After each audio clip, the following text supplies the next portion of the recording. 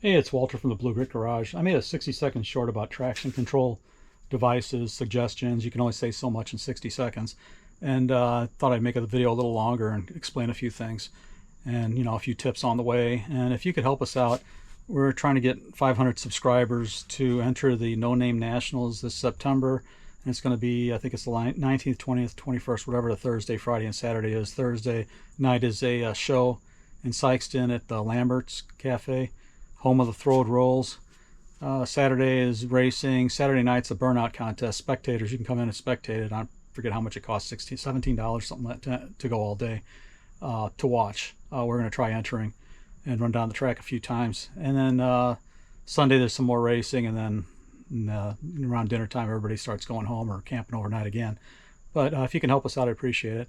And as far as traction control devices, everybody knows what the slapper bars look like, those tubes underneath with that rubber snubber that slaps up against the bar. They call them slapper bars.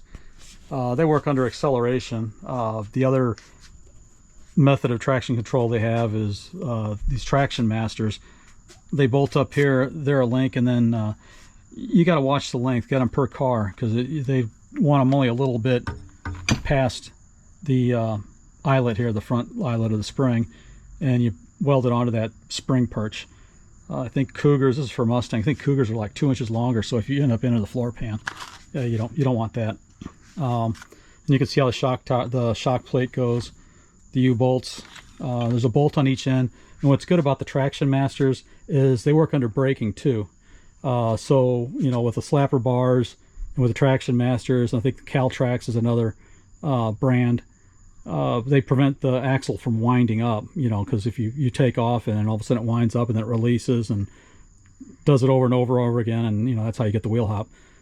Some people they get these they either get a bracket like this and you just clamp the heck out of the front spring, or if you're cheap you can get these and put a bolt, one on the top and bottom, put a bolt, clamp them together. Good way of doing it also is when you get a leaf spring, get the extra half leaf across the top, whether you stick it on there or yourself, or you can buy them like that. That helps with the wind up too, and you don't have to worry about any kind of maybe suspension bind around corners with the solid link traction bars. This one has the bottom piece is welded to it, and most of the Traction Masters come like this, and you threw bolt to the plate like that. And then if you're talking about plates, one thing to notice, the spring will go like this, and if you have ridges, the ridges go crossways, and that's the strength, because if you go the other way, and if it does bolt, if it's a square pattern, the plate will bend. Where if the leaf's going this way, the plate will start bending when you draw it down, and the next thing you know, your U-bolts are getting loose and it shifts around and you shear out the center pin, and all kinds of ugly happens. The other thing you got to worry about is when you mount these things, like this is like a 65 Mustang 6-cylinder, and look how beefy that plate is. Later on, what they did was they put ridges, and they found out they can have a smaller plate and put ridges, and they had these on the V8s. You think that the bigger one would go on the V8, but it doesn't. But one thing I see in a lot of car shows, if you look where the shock absorber goes, if you see one that looks like it's a little cattywampus and the bushing is squished on one end and hardly touching on the other, you've got the right side on the left and the left side on the right. So you have to take them off and switch them. But I see that on so many car shows that you look underneath and you see that. I mean, the shock should fit straight through, and the bushing the rubber bushing should be about the same all the way around. Another thing, Ford, some of the 8 inches I see, the casting actually has a little hat coming out. It's casted in there, and you have this rubber snubber. It's actually bolted to the floor. Half the time it breaks off if you use it too much, but that's a form of traction control. Or some of the 9 inches, they've got this bracket hanging off the front, and you have the snubber on the top like you see, and that pushes up against the floor. And if you got the car lower, or you think it's hitting too much, I guess you can always trim the snubber a little bit.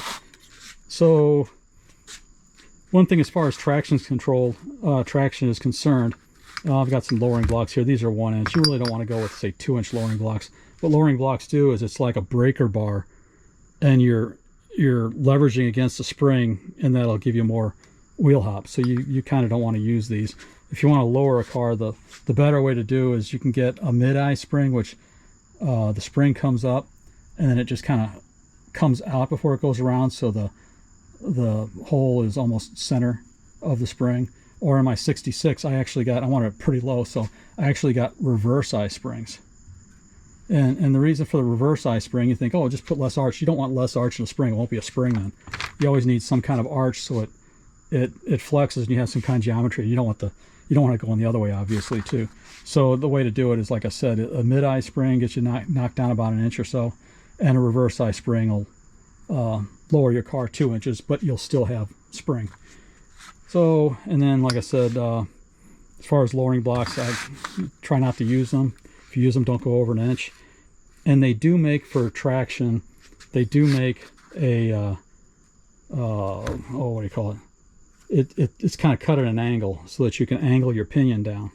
You get a little more traction if you angle it down, because when you accelerate real hard, it straightens out, and it gives you a little more bite, and then you're if it's pretty much straight and you take off, then you're kind of putting a bind on your drive shaft and everything, because you're riding up so high. So they do make shims. It kind of looks like shims for like shimming a door. It's just kind of a wedge, and they do make some of those, and those are fine too. One thing you have to look out though is sometimes these things they tend to rotate, and when you have the wider perches, they tend to rotate. So you might want to put something in between so that it holds them straight.